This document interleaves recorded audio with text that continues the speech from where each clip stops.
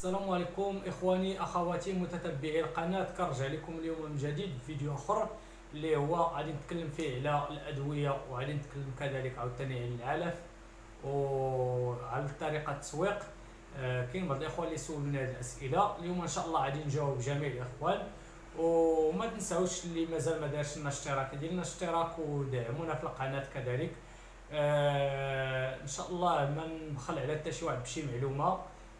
كاع المعلومات اللي عندنا واللي هما كنعرفوهم غادي نعطيهم للاخوان، وبقاو معنا في الفيديو وما تفوتوا حتى شي لقطه، لانه ان شاء الله كل دقيقه غادي تكون فيها.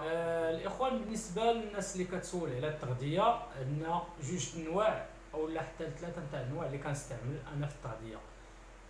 بدايه بالفلوس، فاش كنجيب الفلوس كان عليا كنعطيه علف نتاع الديماراج. الديماراج كتاخدو من الناس نتاع العلف، كتقول له بغيت الديماراج، لانه الفلوس ضروري ليه من الديماراج باش يعطيك يبدا النمو نتاعو مزيان. الديماراج هذا كتشري ما بين 190 حتى ل 210 درهم، تختلف الثمن من منطقه لمنطقه، ما عندناش ثمن محدد. من بعد الفلوس توصل تقريبا حتى ل 50 يوم او لا 45 يوم، كنقلب ليه العلف، كنبدا كندخل ليه كندخل ليه شويه نتاع القمح مع المزقور والعدس او لا اللوبيا، الجلبانه عفوا. كندخل ليه هذا العلف هذا مخلط. تنبدا تنعطيه شويه مره لانه ما يمكنش لك تجي تبدل ليه العلف مره واحده. كنبدا نعطيه الديماراج كل مره، كان مره ولاش كندخل ليه هذا العلف هذا، كنعطيه ليه باش يبدا يولف عليه بشويه بشويه. من بعد 60 يوم كنحيد ليه الديماراج، حيت يكون الفلوس ديك الساعه وصلت تقريبا شهرين او لا 90 يوم، ما بين 60 يوم و 90 يوم كنحيد ليه ما بين شهرين و 3 شهور. كنحيد ليه هذا العلف هذا نتاع الديماراج، وكنبدا ندخل ليه العلف الاخر اللي قلت لكم قبيله، كندخلو. من بعد حتى يبدا غادي حتى يوصل تقريبا 125 يوم حتى ل 150 يوم. من 125 ل 150 يوم كنبدا تنحيد ثاني، كندخل ليه العلف نتاع البياضه. العلف البياضه حتى هو كتشريه تيدير تقريبا 135 للخنشه، 135 درهم للخنشه باش كنشريو 50 كيلو. بالنسبه للعلف كتعطيه على حسب ملي كيكون الفلوس، كتعطيه حتى ل4 المرات في النهار، المهم لانه خصو ياكل، لانه ملي تيكون الفلوس ما كيكونش عنده وقت اللي هو خص باش نعطيوه شويه ونحبسو.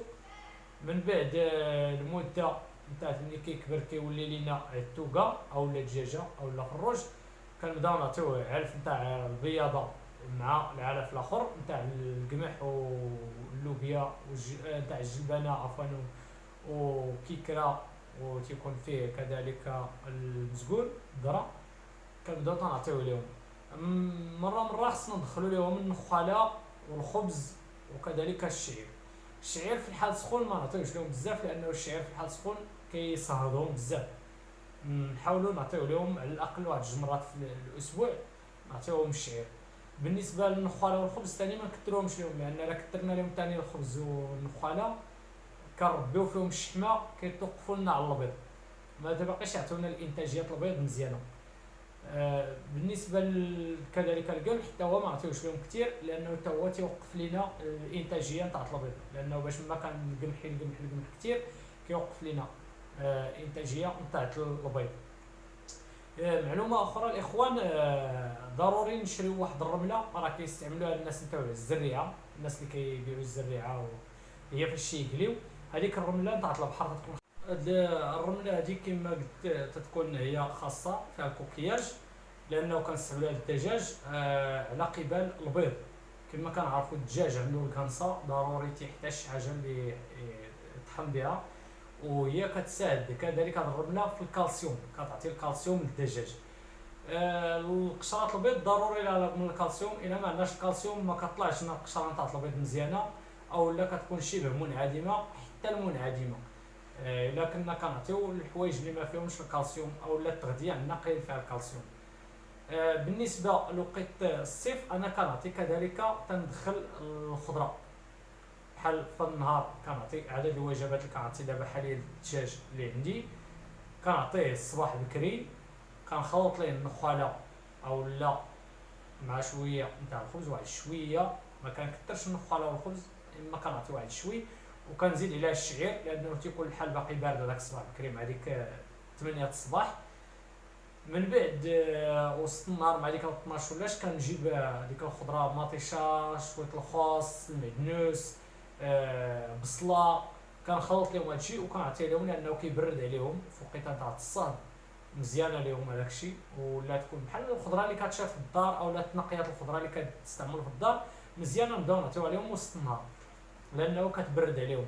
بالنسبه للعشيه ملي كيبدا يبرد الحال شويه مع ديك الخمسه، المهم من 5 ل 6 كنعاود نعطيهم سميتو العلف الاخر نتاع القمح مع المزقور مع الجلبانه مع العدس اللي مخلطه. كذلك الماء الاخوان، نحاولوا دابا في هذا الوقت الصاد نحاولوا الماء ما امكن نعودوا نحطوا الماء بارد، نحطوا للدجاج الماء بارد لانه الحال سخون بزاف، الناس غنضرب خصوصا الناس اللي عندهم المناطق سخونه. نحاولوا نستعملوا كذلك القراعي جامدين نحطوا لهم في الماء ونبدلوا الماء حتى لثلاثه المرات في النهار مزيان، لانه الدجاج ملي كيشرب اما كاين الدجاج اللي كيرد هذيك الماكله اللي كلا ولا شي حاجه وكيتعادى لنا الدجاج الاخر، نحاولوا نبدلوا الماء حتى ثلاثه المرات في النهار.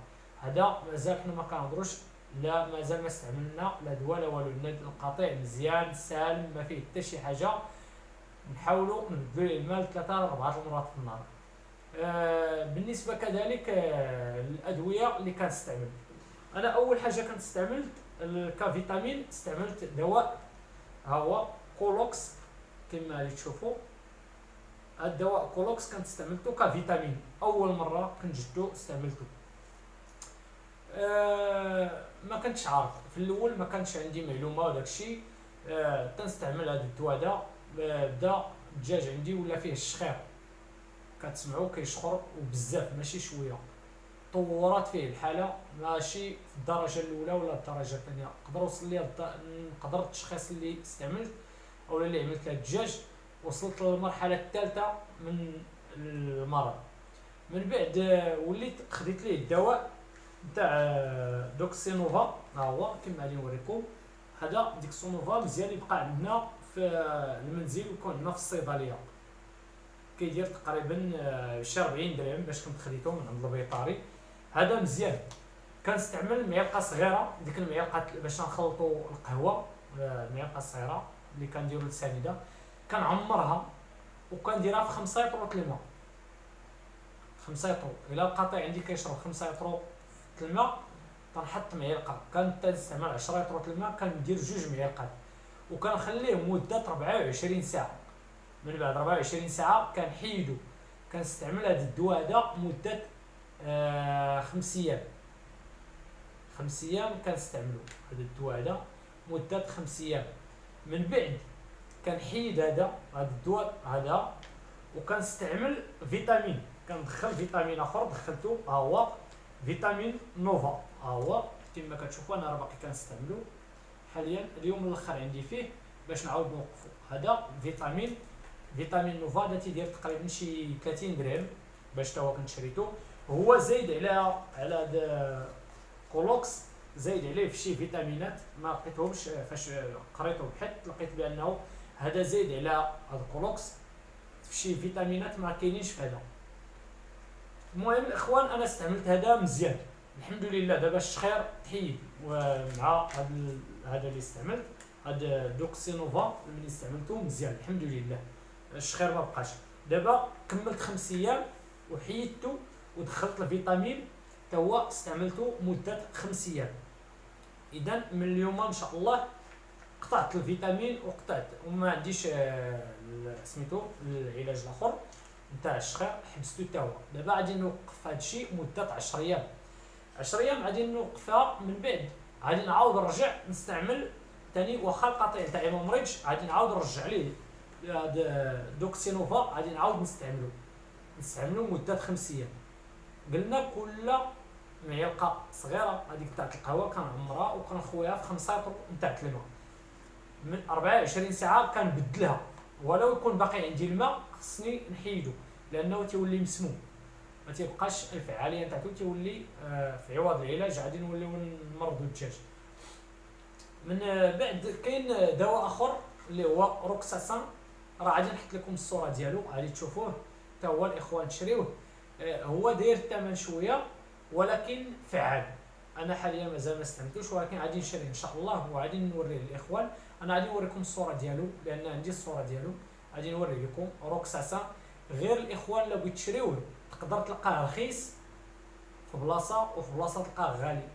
غير هذاك الرخاء اللي كيكون داك الفرق نتاع الثمن نشوف التاريخ، لانه نحاول نقرا التاريخ يكون مده عام، على الاقل يكون 10 شهور، اقل ما يمكن يكون هو 10 شهور عام، لانه هو فيه اطرو وهو ما تستعملش كثير، ما كنستعملوش بواحد النسبه كبيره. الا شريناه لقيناه رخيص وشريناه كنلقاو فيه 3 شهور ولا 4 شهور، غادي نستعمل منه تقريبا واحد شويه حتى ربعه ما كايناش، وعادي تضيع في القرعه. كاين اللي كيقول لك 180 درهم، كاين اللي قال لي 200 درهم، كاين اللي قال لي 250 درهم. انا دابا حاليا مازال ما عرفتش الثمن بالضبط ديالو، انا غادي نمشي عند البيطاري وغادي نسول، غادي نجيبو هو وغادي نجيب الفاكسان اللي كتستعمل كذلك الدجاج تاعي ضروري خاصها تكون. غادي نوريها لكم تاهي من بعد ان شاء الله في فيديو اخر. بالنسبه للتغذيه دابا هضرنا للاخوان قلنا شحال من مره نقدر نعطيو، 3 المرات الى عندنا دجاج كبير، الى ولا عندنا الدجاجات والفراج كنعطيو 3 المرات في النهار، والماء في الحال السخون نعطيو الماء. اما الفلوس راه قلنا كنعطيو ليه دابا علف نتاع الديماراج حتى نوصلوه تقريبا ل 60 يوم، حنا 3 شهور 60 حتى 90 يوم تنعطيوه الديماراج، وكندخلو معاه فهادي من بعد 60 يوم كنبداو ندخلو القمح، كنولفوا ليه القمح مره كنعطيوه شويه باش نولفوا ليه، ونعطيوه الخبز مع النخاله كذلك ماشي مشكل باش يطلع لنا الفلوس مزيان. وهضرنا كذلك على الرمله دابا اللي قلت لكم الكوكياج لانه مزيانه فيها الكالسيوم، مزيان نعطيوها للدجاج ولو نعطيوها ليه على الاقل 2-3 المرات في الاسبوع مزيان نعطيوها لهم باش نستافدوا منهم على حساب البيض. كاين الاخوان اللي سولني قال لي ودي على حساب التسويق يقدر تبدا من المحيط ديالك، كاينين الناس دابا ولاو كيسولوا على البيض بلدي، دابا ولا فيه الثمن حاليا، دابا كاينه درهم ونص باش يبيعوا الناس، كتشري بدرهم ونص، وبالخصوص الا عرفوا الناس عندك الدجاج نقي وكتعلف مزيان كتبيع من المحيط ديالك تبدا تبيع درهم ونص. دابا صحاب المحلات او الحانوت كيشري ب 30، كاين اللي انا دابا الصديق ديالي سولته قال لي كنشري ب 32 ريال، بمعنى الا كتبيع بدرهم ونص او لا كتبيع بدرهم و40 اي 28 ريال راه مزيان، كتبدا تبيع داكشي اللي جمعتي تاع البيض تبيعو. الدجاج كاين اللي كيبيع دابا كذلك السيد انا كان قال لي تجيب لي الدجاج كاينه 45 كاينه 50 درهم الكيلو باش كيتباع الدجاج البلدي، ما بين 45 درهم 50 درهم كيشري من عندك الكيلو باش يشريه، كيعبر الفروج شحال فيه وكيشري عندك ديك الساعه على حسب شحال درتي انت وياه. المهم اللي كاين 45 50 درهم اللي كاينه حاليا، ما بغيتيش تقدر تديه للسوق نتاعو للبوادي الاسواق الاسبوعيه تبيع، كاينه 130 درهم كاينه 140 كاينه 130 120 على حسب انت كي داير السوق هذاك النهار اللي تلاقيتي فيه. البيض دابا تكلمنا كذلك على التسويق ديالو، تبدا من المحيط وتبدا غادي حتى تكبر عندك الانتاجيه. ملي كيكبر عندك الانتاج من بعد دابا حاليا مع كما كنعرفوا هذا المرض اللي كنعيشوا فيه دابا حاليا، التنقل صعيب باش تبدا تنقل من منطقه لمنطقه، بمعنى تيبقى عندك اضطراري باش البيع تيبقى عندك محدود.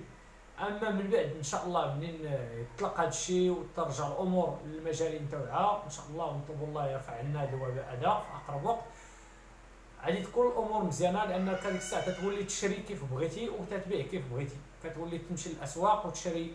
حاولوا تشريو العتوبات باش تضاعفوا في الانتاج نتاعكم بالزربه، لانه الفلوس راه كيطلب الوقت، الا شريتي الفلوس راه كيطلب الوقت منك، لانه ماشي ساهل الفلوس باش تكبروا وتردوا على التوكا او لا تردوا الدجاجه ويبدا يبيض لك، راه كتخسر عليه فلوس كثيره، عاد تيبدا يعطيك او لا يقدر يموت لك، توصل واحد المرحله وكيموت وكيضيع لك كلشي.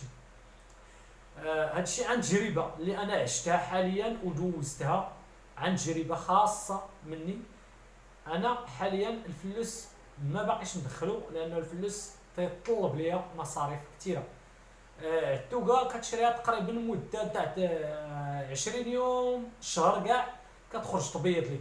الفلوس كتكبروا حتى توصلوا ل 150 يوم، ولا قدر جا شي مرض ولا شي حاجه كيموت لك، كتولي تضيع في واحد المده وانت كتعالج وكتقابل، وفي الاخر كتضيع في واحد المنتوج اللي هو كبير. كتبدا تضيع تخسر لا من ناحيه تاع المصاريف ولا من ناحيه تاع الدجاج اللي طلعتيه وفي الاخر كيضيع عليك. المهم الاخوان، هذا ما كاين ان شاء الله في هذا الفيديو هذا. غادي ان شاء الله من بعد غادي نحاول نعطيكم الادويه اللي باقيين جداد اللي غادي نعاود نستعملهم، لانه كاين الاخوان اللي كيعانيوا كذلك من البزق، عزكم الله. البزقه جاريه قهويه فيها الدم. من بعد انا غادي ندخل دواء اخر، وغادي نجيب معايا لي فاكسان اللي غادي نستعمل كل 3 شهور ولا شهرين تتشرب في الماء، غادي نجيبهم كذلك، وغادي ندير لكم عليهم كذلك فيديو اخر ان شاء الله. وما تنساوش تدعمونا كذلك وتفعلوا الجرس وتعملوا لنا لايك، وان شاء الله ما نبخلوا عليكم بحتى حاجه، وبقوا متتبعين القناه. وشكرا لكم جزيلا لكل المتتبعين